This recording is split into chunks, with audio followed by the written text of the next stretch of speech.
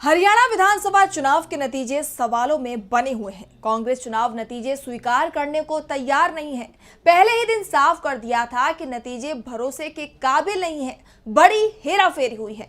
1 या 2 सीट की बात होती तो अलग था। पूरी 20 सीटों पर धांधली हुई है। बीजेपी को तो 20 सीट मिलना भी मुश्किल था, फिर भी 48 सीट कैसे मिल गई, इसका जवाब किसी के पास नहीं है। कांग्रेस ने ईवीएम पर सवाल उठाए हैं। चुनाव आयोग के पास एक के बाद एक सबूतों को पहुंचाया जा रहा है।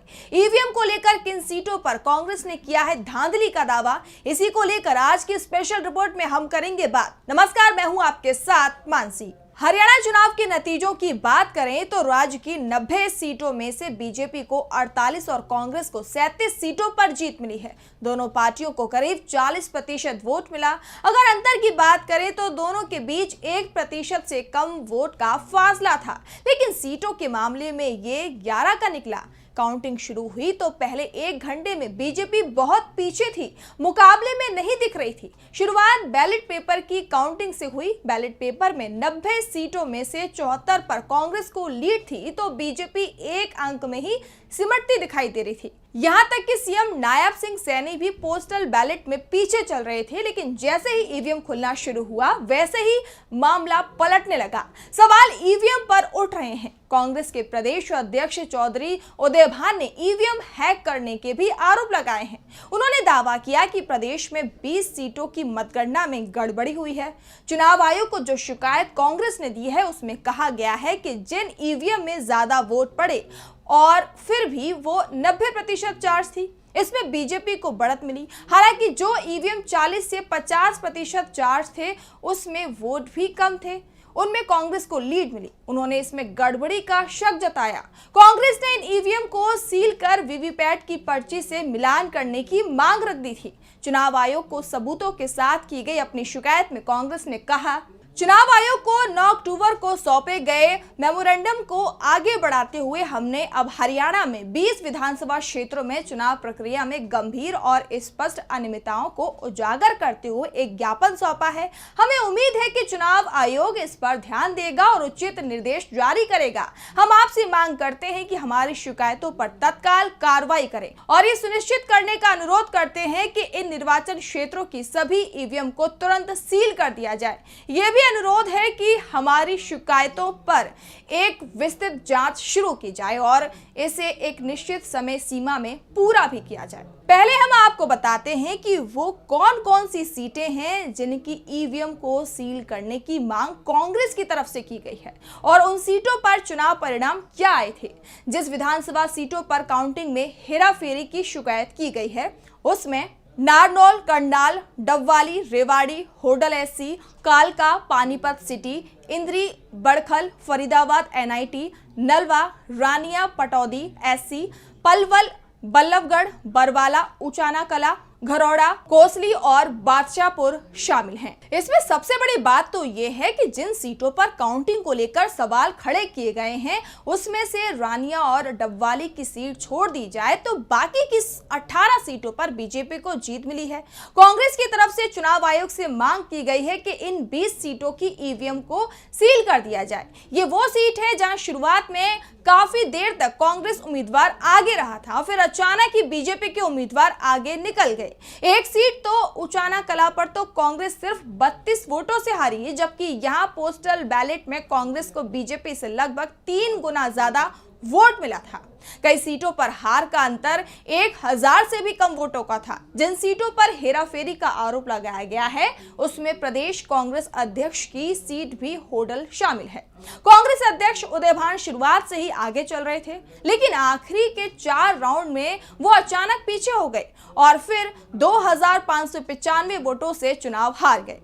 ऐसा खेल कई दूसरी सीटों पर भी हुआ था। कांग्रेस की तरफ से साफ कर दिया गया है कि हरियाणा चुनाव के नतीजों को लेकर उसकी शिकायतों को जो जवाब है अभी तक नहीं मिला है। चुनाव आयोग को आगे भी सबूत दिए जाएंगे, बताया जाएगा कि कहां गड़बड़ी हुई है। इस बीच कांग्रेस सांसद प्रमोद तिवारी ने भी कह दिया है कि 20 सीटों पर फिर से काउंटिंग कराई जानी चाहिए और इस बार काउंटिंग ईवीएम से नहीं बल्कि वीवीपैट की पर्ची से होनी चाहिए।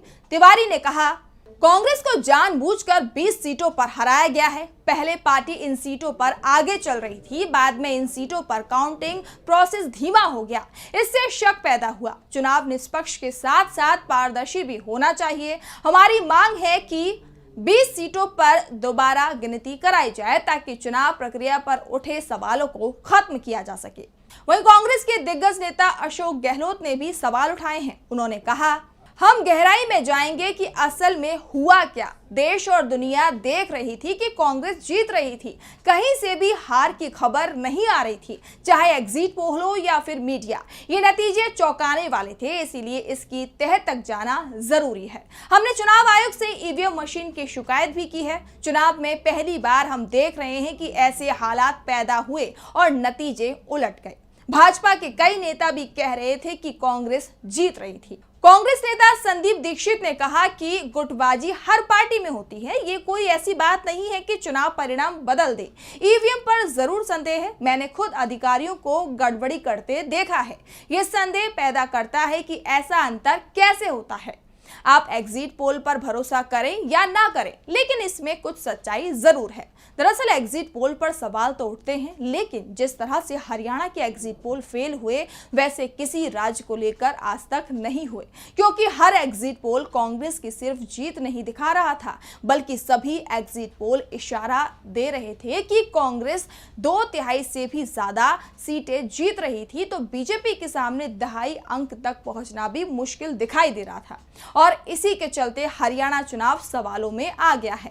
कांग्रेस अध्यक्ष मल्लिकार्जुन खड़गे भी साफ कर चुके हैं कि हरियाणा चुनाव के नतीजों के बाद हम शांत नहीं बैठेंगे। पार्टी के अंदर जो कमियां रह गई हैं उन पर हम मंथन कर रहे हैं, लेकिन नतीजों को लेकर ईवीएम पर जो हमारे सवाल हैं, जिस तरह से ईवीएम में खेला हुआ है, उस पर भी हमारी नजर है। ऐसे में एक बात तो साफ हो गई है कि जो नतीजे हरियाणा चुनाव में आए हैं उन पर सवाल जरूर बने हुए हैं, और ये सवाल सिर्फ कांग्रेस नहीं उठा रही है, बल्कि देश की आम जनता भी जानना चाहती है कि क्या हरियाणा के चुनाव नतीजों में धांधली हुई है। क्योंकि जिस राज्य में बीजेपी के नेताओं के चेहरे उतरे हुए थे, वो गांव में प्रचार के लिए नहीं पहुंच पा रहे थे। वहां विधानसभा चुनाव में बीजेपी ने अब तक का सबसे अच्छा प्रदर्शन किया। अब तक बीजेपी हरियाणा में पहली बार वोटों के मामलों में 40% वोटों के करीब तक पहुंची है।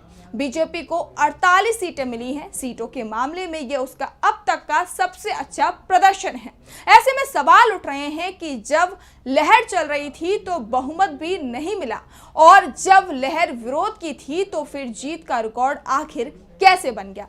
आपको क्या लगता है हमारी इस रिपोर्ट को देखने के बाद? हमें कमेंट बॉक्स में जरूर बताएं, और इसी तरह की तमाम खबरों को देखने के लिए आप देखते रहिए DD लाइव।